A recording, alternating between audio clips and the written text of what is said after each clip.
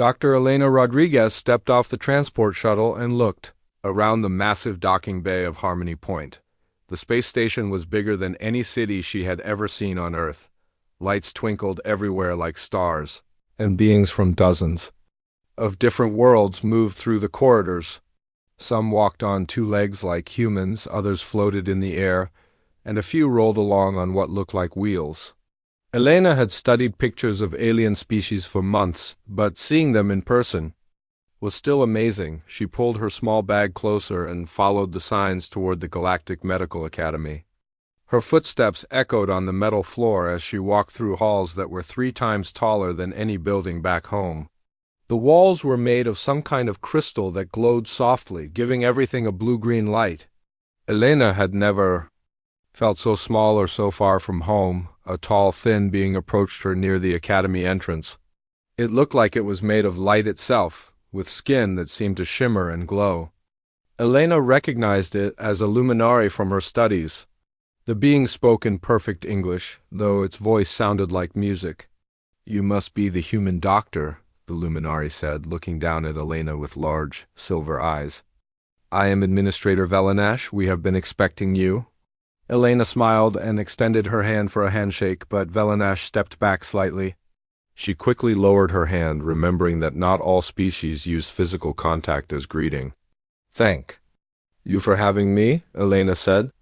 "I'm honored to be part of this program." Velanash made a sound that might have been approval, though Elena could not be sure. "The other instructors are already settling in. You are the only representative from your world. I hope you understand the responsibility this brings," Elena nodded. She knew she was the first human ever invited to teach at the academy. Everything she did would reflect on all of humanity. No pressure at all, she thought to herself. Velanash led her through more corridors until they reached a large hall filled with student dormitories. "Your quarters are here," he said, pointing to a door marked with symbols Elena could not read. "The opening ceremony begins in 2 hours. Try not to be late." Elena's room was small but comfortable. The bed was too soft for her liking, and the lighting was too bright, but she could manage. She unpacked her few belongings and changed into her best clothes. She wanted to make a good first impression. The ceremony hall was enormous. Hundreds of beings filled the space, all wearing different types of clothing that Elena guessed were formal wear for their species. She spotted other instructors near the front, beings with crystal-like skin, others with fur, and some that looked like walking plants. She was definitely the only human in the room. Elena found her assigned seat and looked around at the students. They were young beings from at least 20 different worlds. She saw Veltar with their diamond-hard skin, Netherians, who breathed through special masks, and Draknari, who looked like walking tanks with their thick armor plating. All of them seemed excited to be there. Velanash took the stage and began speaking about the program. Elena listened as he talked about sharing medical knowledge between worlds and building bridges of understanding. It all sounded very noble, but she noticed something in his tone when he mentioned the different species. He spoke with great respect about the advanced Veltar civilization and the peaceful Netherian culture. When he mentioned humans and Earth, his voice changed slightly. "We have also invited a representative from the human homeworld," Velanash said, gesturing toward Elena. "Earth is what we classify as a death world, a planet where life exists under constant threat. The inhabitants of such worlds often develop interesting survival adaptations." Elena felt her cheeks burn. The way he said "interesting" made it sound like humans were curiosities rather than equals. She looked around and saw many of the students turning to stare at her. Some looked curious, others seemed almost afraid. A student sitting near her leaned over and whispered to his friend. Elena's translator device picked up his words. "I heard humans evolved from predators. They probably still solve medical problems by fighting." Another student, a Veltar with skin like blue crystal, spoke a bit louder. "My professor said Deathworlders have very primitive medical knowledge. They probably just ignore injuries until they heal naturally." Elena kept her face calm, but inside she was starting to get angry. She had spent 15 years as an emergency room doctor, saving lives in some of the most difficult conditions imaginable. She had worked in war zones, natural disasters, and city hospitals where resources were always limited. She knew medicine. As well as anyone in this room, maybe better, Velanash continued his speech, talking about how the program would allow advanced species to share their sophisticated medical techniques. Of course, he added, we also hope to learn about the more basic approaches used on worlds where life is less civilized. That did it. Elena felt her jaw clench. Less civilized.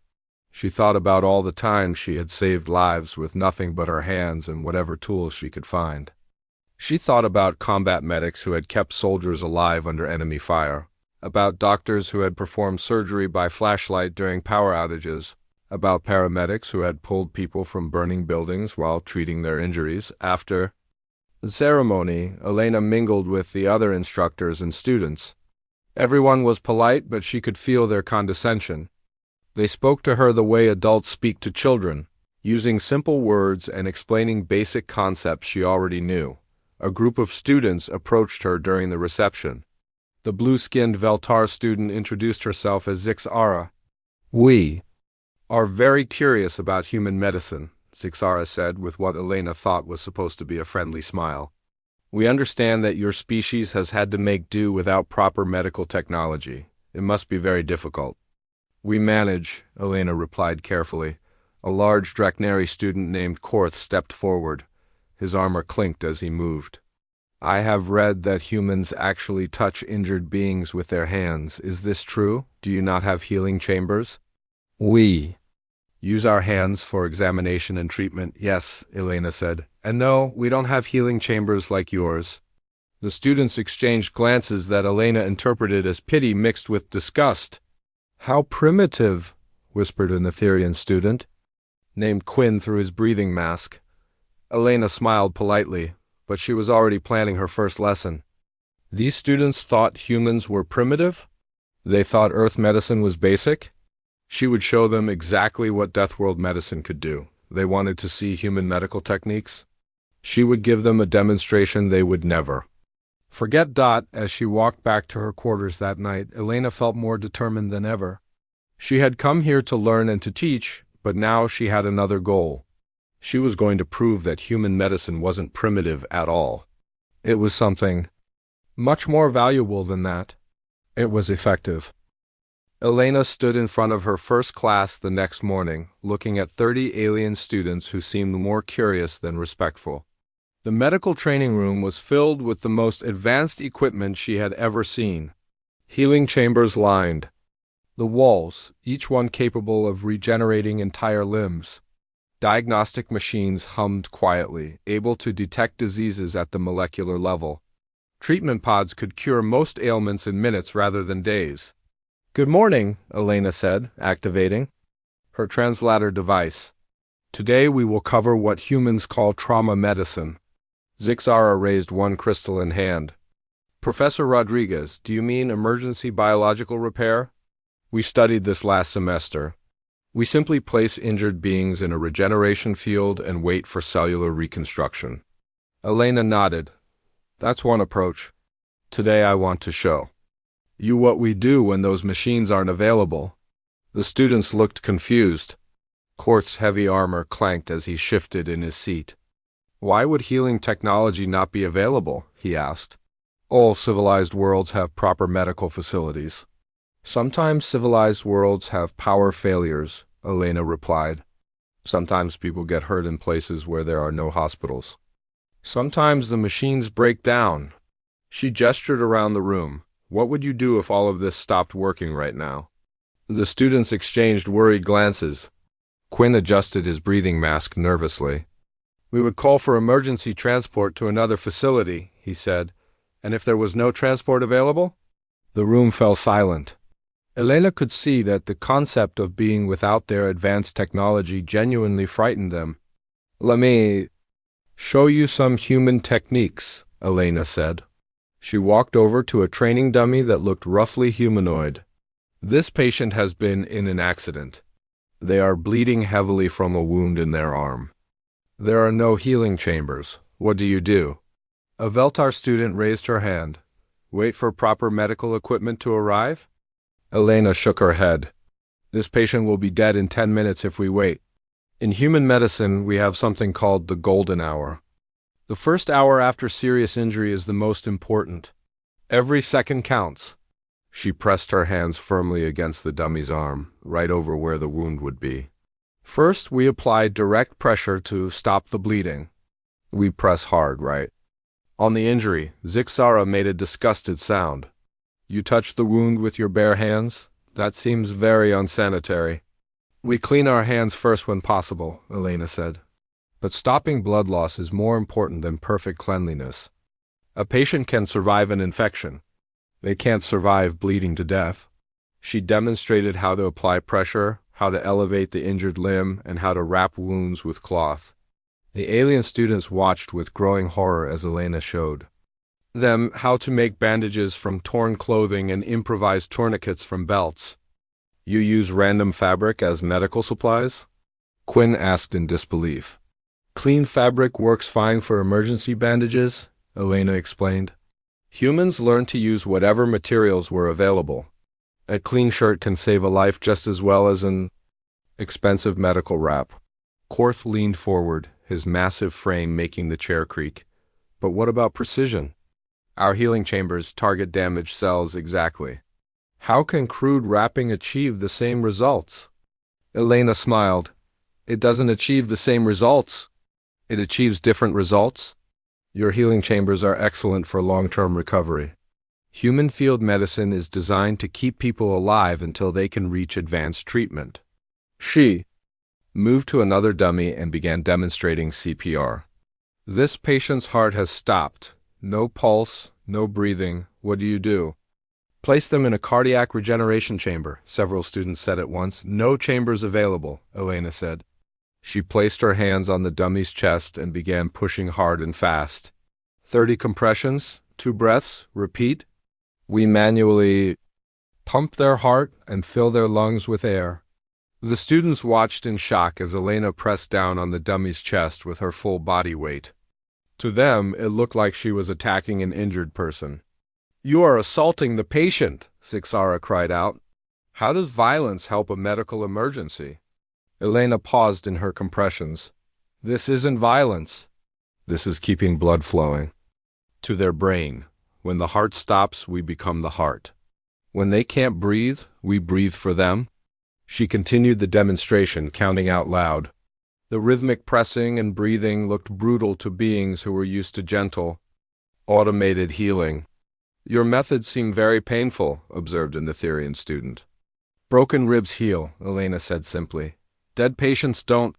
Sometimes causing small harm prevents much larger harm. She showed them how to check for signs of life, how to clear blocked airways, and how to position unconscious patients for safety. Every technique involved direct physical contact and manual manipulation that made the alien students increasingly uncomfortable. Now, Elena said, let's talk about improvised medical tools. She pulled out a credit card, a pen, and a shoelace. Emergency tracheotomy tube, chest drain, and surgical suture. All available in any emergency. The students stared at her like she had gone insane. You perform surgery with random objects? Korth asked. When necessary, Elena replied. She showed them how a plastic card could be used to seal a chest wound, how a pen could become an emergency airway, and how any strong thread could close cuts. This is madness, whispered Quinn. Proper surgery requires sterile instruments and controlled environments. Proper surgery is wonderful when it's available, Elena agreed. But humans learn that imperfect surgery performed immediately is often better than perfect surgery performed too late. She spent the rest of the class showing them basic human medical principles. Prioritize the most serious injuries first.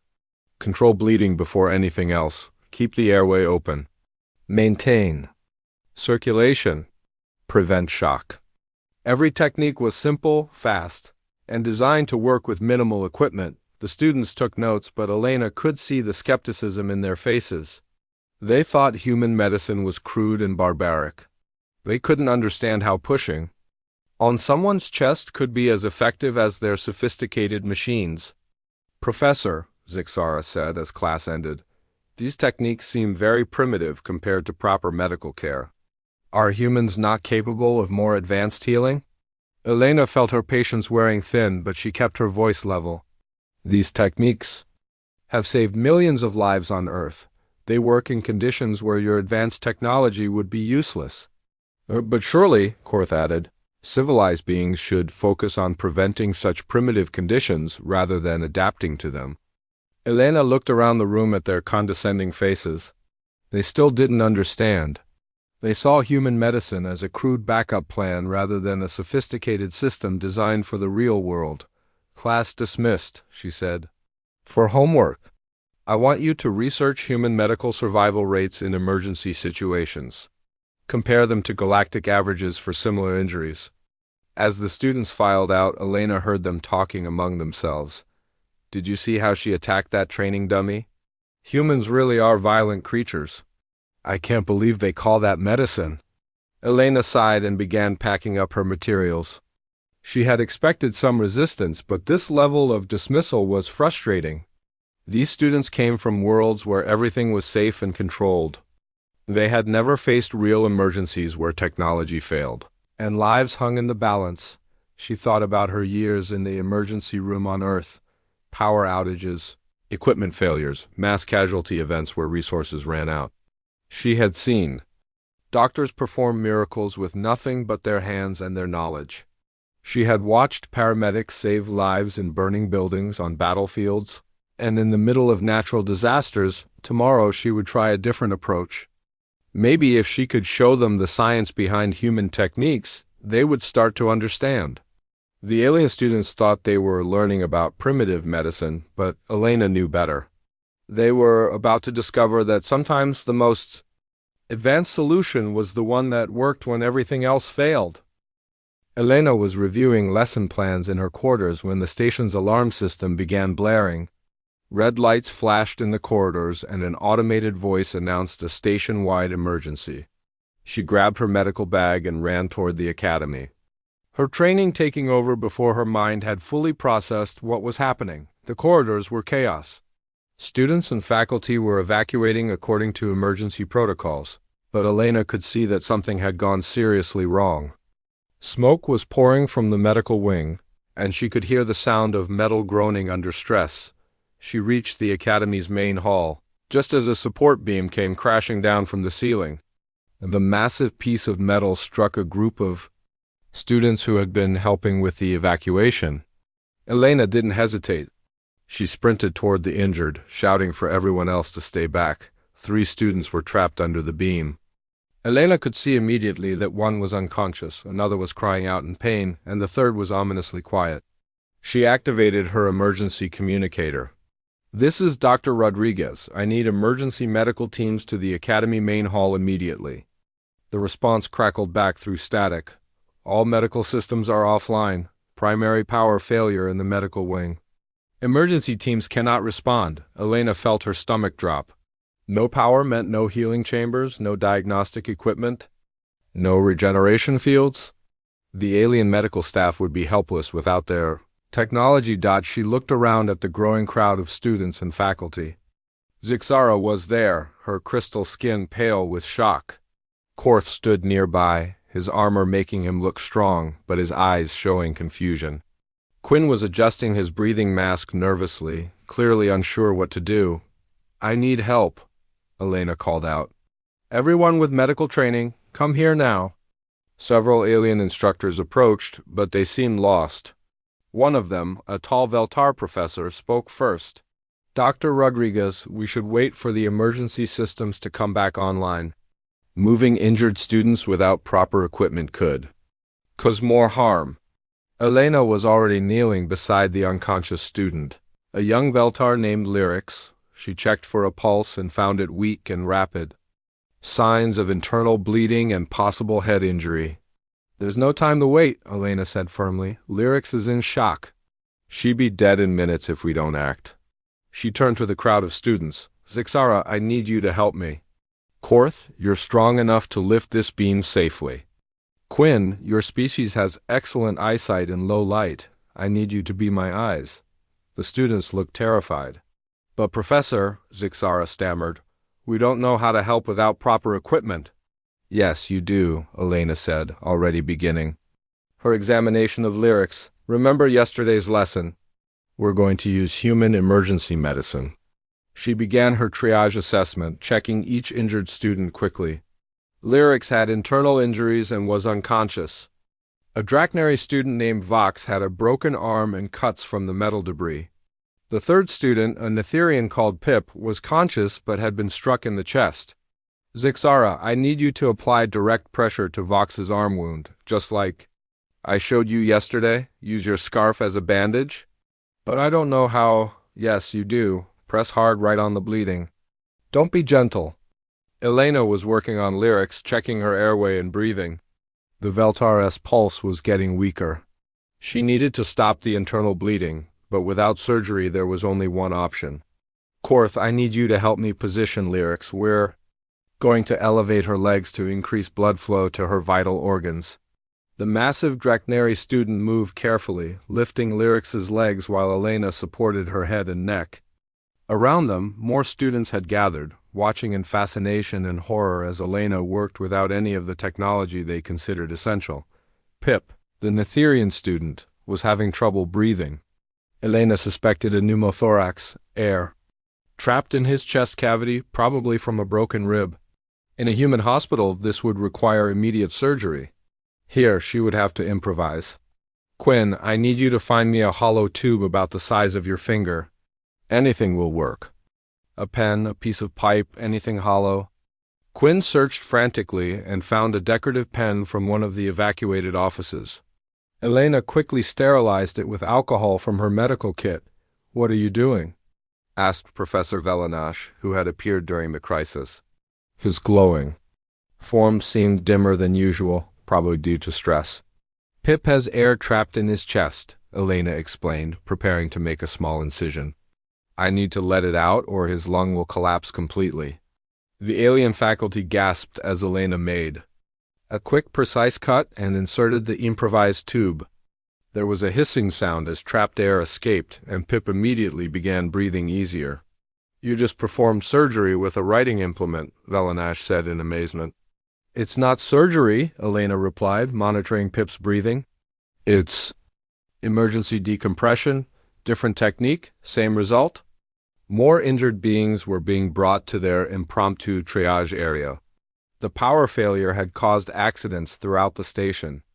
Elena found herself teaching emergency medicine in real time, showing alien students how to treat shock, how to immobilize fractures, and how to assess head injuries. Zixara was getting more confident, following Elena's instructions to bandage wounds and check vital signs. Her initial revulsion at touching injured patients was replaced by focused determination. Professor, she said, applying pressure to a bleeding wound, this actually works.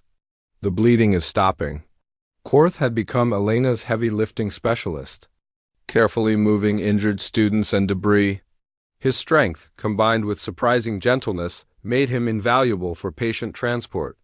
I understand now, he said as he helped immobilize a broken leg using improvised splints. Your medicine is designed for chaos.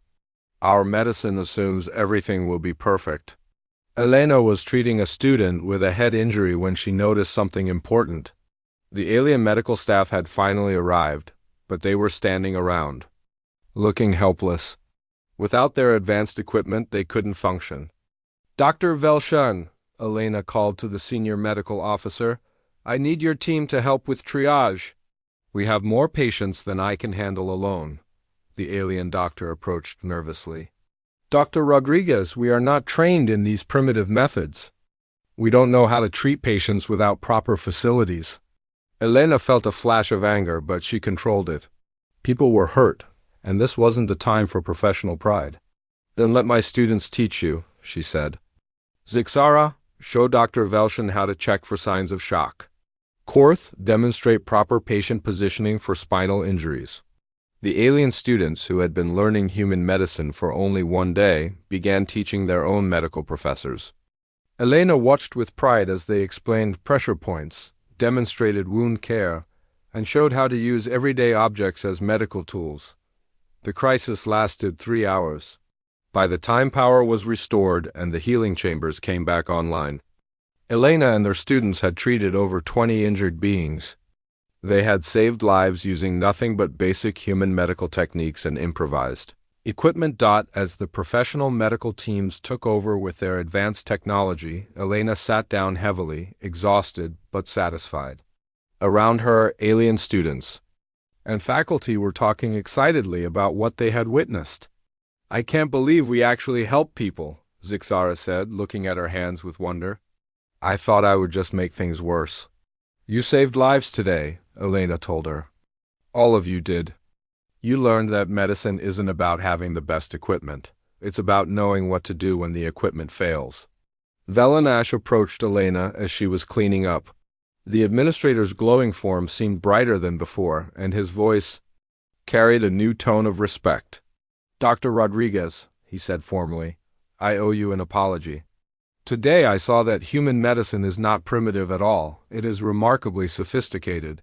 Elena smiled tiredly. "Thank you, Administrator. But the real credit goes to the students. They proved that good medicine is universal." As she walked back to her quarters that night, Elena reflected on the day's events. The alien students had learned more about medicine in 3 hours of crisis than they might have learned in months of classroom theory. They had discovered that human techniques weren't crude alternatives to advanced technology. They were essential skills that worked when nothing else did. Tomorrow's classes would be different. The students who had once looked down on human medicine would now be eager to learn everything Elena could teach them. They had seen the truth that Elena had been trying to show them. Sometimes the most advanced medicine was the kind that worked anywhere, anytime, with anything. The next morning, Elena's classroom was packed. Word had spread throughout the station about what had happened during the crisis. Students who hadn't been enrolled in her course were sitting in the aisles, and several faculty members stood along the walls. Even Administrator Velanash was present, his glowing form positioned where he could see everything. Elena looked out at the faces before her. The condescension was gone, replaced by genuine curiosity and respect. Zixara sat in the front row, her crystal skin reflecting the room's lights as she leaned forward eagerly. Korth had somehow squeezed his massive armored frame into a student desk. Quinn was adjusting his breathing mask, but his eyes were focused intently on Elena. "Yesterday you learned that human medicine can work when technology fails," Elena began. "Today I want to explain why human medicine developed this way." She activated the room's holographic display, showing an image of Earth as seen from space.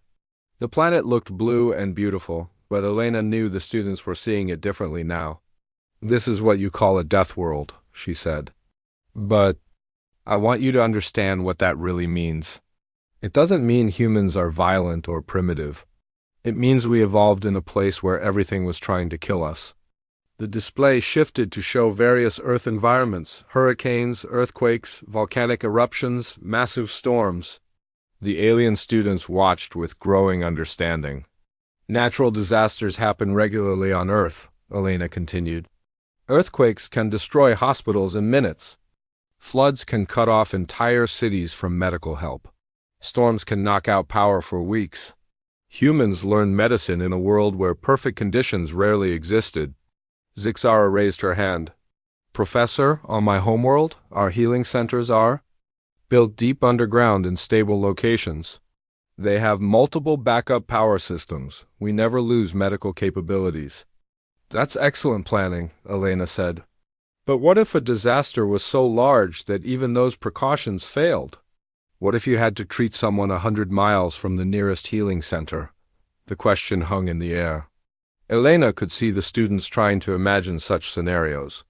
"Let me tell you about Dr. Kate Murphy," Elena said, switching the display to show images of a human woman working in a field hospital. She was a surgeon who volunteered in earthquake zones. When a massive quake hit Nepal, all the hospitals were destroyed. Kate performed life-saving surgery in a tent, using car headlights for illumination and kitchen knives sterilized over campfires. The alien students gasped. The idea of performing surgery with such primitive tools horrified them. "She saved 63 lives in 5 days," Elena continued. Not because human technology was better than yours, but because human training prepared her for the worst possible conditions. Elena told them more stories. Combat medics who treated wounded soldiers while under enemy fire. Emergency doctors who worked through blackouts using only flashlights. Paramedics who climbed into collapsed buildings to reach trapped victims. Every human medical student learns to work without electricity, without proper tools, without ideal conditions, Elena explained. Because on Earth, ideal conditions are the exception, not the rule. Korth shifted in his seat, his armor clanking.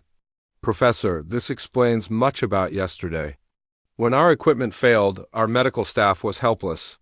But you continued working, as if nothing had changed? For human doctors, equipment failure is just another type of emergency, Elena said. We train for it constantly. She brought up images of human medical training. Students practicing CPR on dummies until they could do it perfectly in the dark. Doctors learning to diagnose problems using only their hands and eyes. Surgeons practicing procedures with improvised tools. Human medicine isn't less advanced, Elena said. It's differently advanced. Your technology is more sophisticated, but our techniques are more adaptable. Dr. Velshan, the senior alien medical officer, stood up from where he had been observing. Dr. Rodriguez, may I ask you something? Yesterday, when you treated the pneumothorax with a writing implement, how did you know it would work? Elena smiled. Because I had done it before. During my residency on Earth, I once treated a similar case using a ballpoint pen. The patient was trapped in a car wreck, and we couldn't wait for proper surgical equipment. You mean this has happened before? Velshan asked in amazement. Many times, Elena replied. Earth emergency medicine is full of stories like that. We have procedures for treating every type of injury with whatever materials might be available. She showed them examples, how to perform emergency surgery with kitchen utensils, how to set broken bones using tree branches, how to create ventilators from bicycle pumps. Each technique had been developed because somewhere, somewhen, a human doctor had faced exactly that situation. This is why we call Earth a death world, Elena said, not because humans are dangerous, but because Earth forced us to become incredibly adaptable. Every human medical technique was tested under the worst possible conditions. Quinn spoke up, his voice muffled by his breathing mask. Professor, yesterday when you taught us pressure points to stop bleeding, you knew exactly where to press. How did you learn that? From generations of human doctors who couldn't rely on healing chambers, Elena answered. They had to understand exactly how blood flows through the body. They mapped every artery, every vein, every place where pressure could save a life. Elena brought up anatomical diagrams showing the human circulatory system. Your healing chambers work automatically, so you never needed to learn this level of detail. But human doctors must understand every part of how the body works because they might need to fix it manually. The class continued for hours. Elena explained how human doctors learned to diagnose illnesses by touch, how they developed techniques for treating disease without advanced scanners, how they created surgical procedures that could be performed anywhere.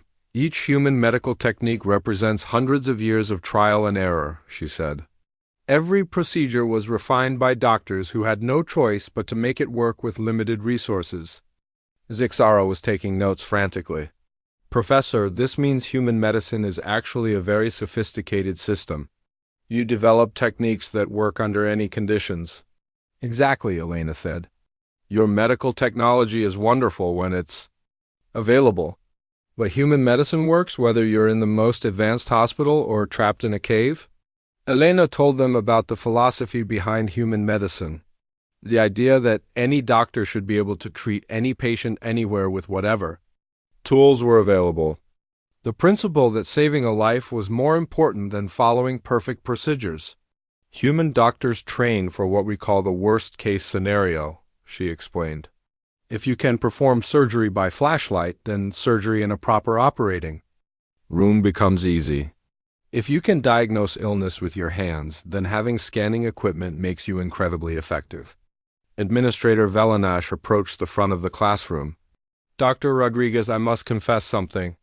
When we invited you here, we expected to learn about primitive backup procedures. Instead, you have shown us that our advanced medicine has serious weaknesses, Elena nodded. Your technology is impressive, but it's also a vulnerability. If your equipment fails, your medical system collapses. Human medicine doesn't collapse because it was designed to work even when everything goes wrong. The discussion that followed was intense. Alien students shared stories from their homeworlds about medical emergencies that couldn't be handled because they occurred far from proper facilities. They began to understand that human medicine could have prevented many deaths that their systems couldn't handle. Professor, Korth said thoughtfully, yesterday you said that broken ribs heal but dead patients don't. This is a very different way of thinking about medicine. Human medicine is pragmatic, Elena agreed.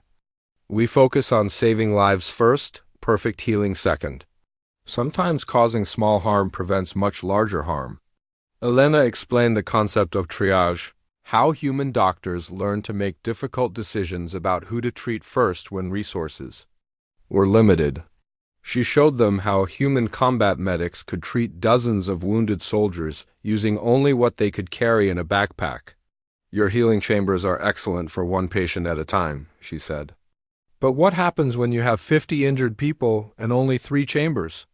A question sparked heated discussion among the students. They had never considered the problem of mass casualties with limited resources. As the class ended, Elena looked around at the transformed faces of her students. They no longer saw human medicine as primitive. They saw it as the most thoroughly tested medical system in the galaxy, refined by thousands of years of working under impossible conditions. Tomorrow, Elena announced, we will begin advanced human medical techniques. You're going to learn how to be doctors who can save lives anywhere, anytime, with anything. The students cheered, and Elena felt a deep satisfaction. They finally understood that being from a death world hadn't made humans primitive. It had made them prepared for anything the universe could throw at them. 6 months after the crisis at Harmony Point, Elena stood before the Galactic Medical Council in their Grand Assembly Hall. Representatives from dozens of species filled the massive chamber, their various forms creating a rainbow of colors and shapes. At the center of the room sat the High Medical Chancellor, an ancient being whose species Elena had never seen before. Dr. Elena Rodriguez, the Chancellor announced, her voice carrying clearly through the chamber's translation systems. You have been called before this assembly to receive the highest honor our medical community can bestow. Elena felt nervous as she walked toward the podium.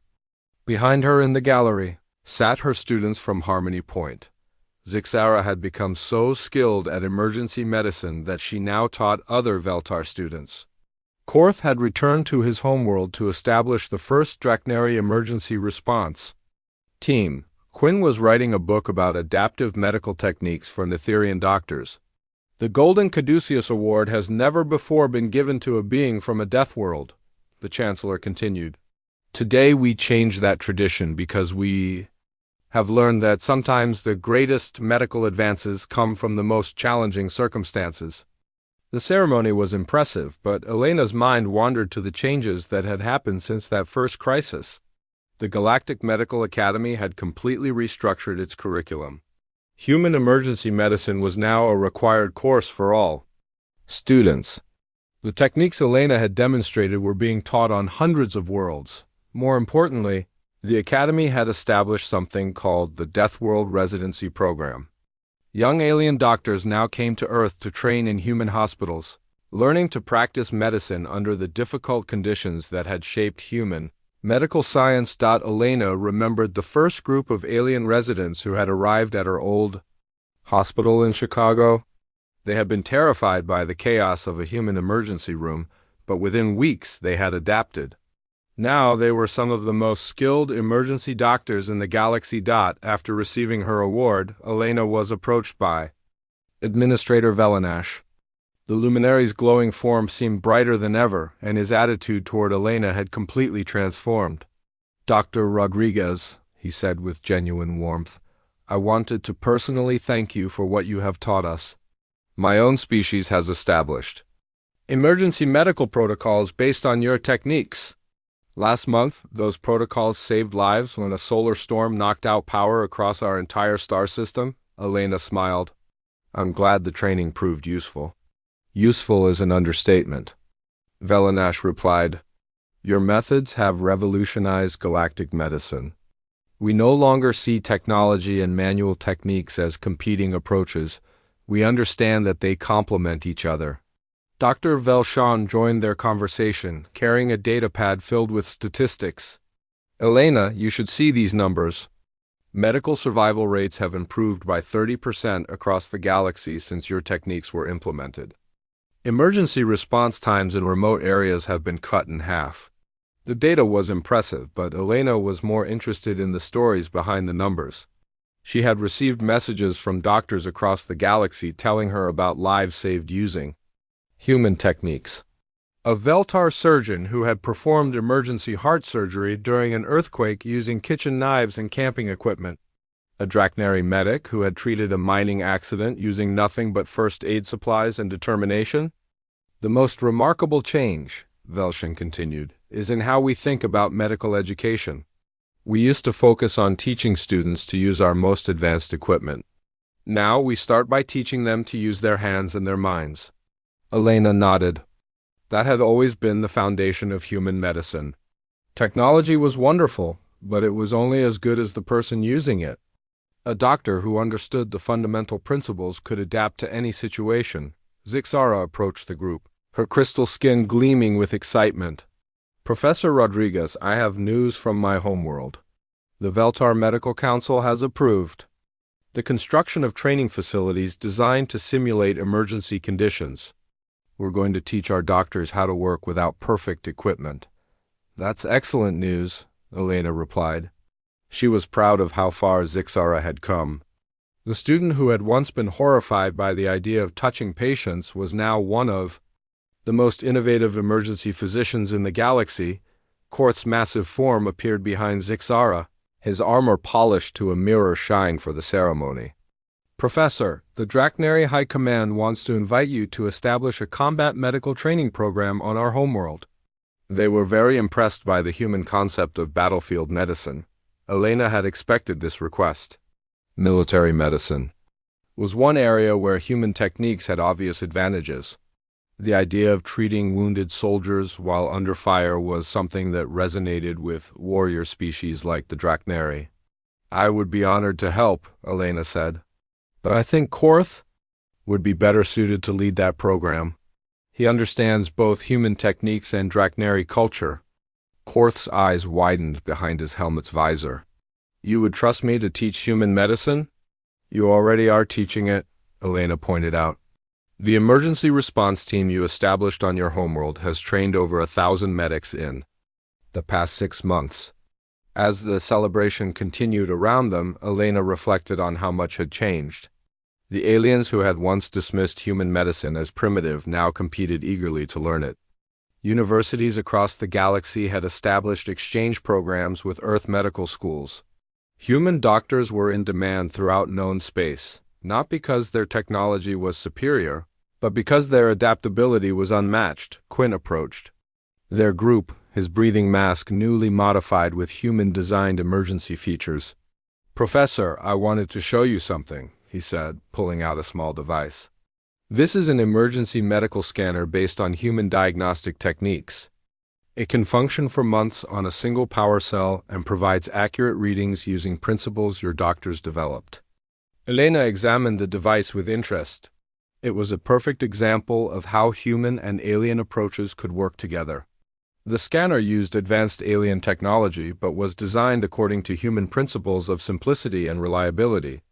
This is exactly what medical science should be, Elena said. The best of all worlds working together. The evening concluded with Elena giving a speech to the assembled medical professionals. She talked about the importance of adaptability in medicine, about learning from different approaches, and about the value of preparing for worst-case scenarios. The galaxy is a dangerous place, she said. Equipment fails, disasters happen. And sometimes doctors find themselves treating patients under impossible conditions. The techniques we've shared aren't just human methods, they're universal principles that work anywhere life exists. She looked out at the audience of alien medical professionals, all eager to learn and improve their skills. What we've learned together is that advanced medicine isn't about having the most sophisticated equipment. It's about being able to save lives no matter what challenges we face.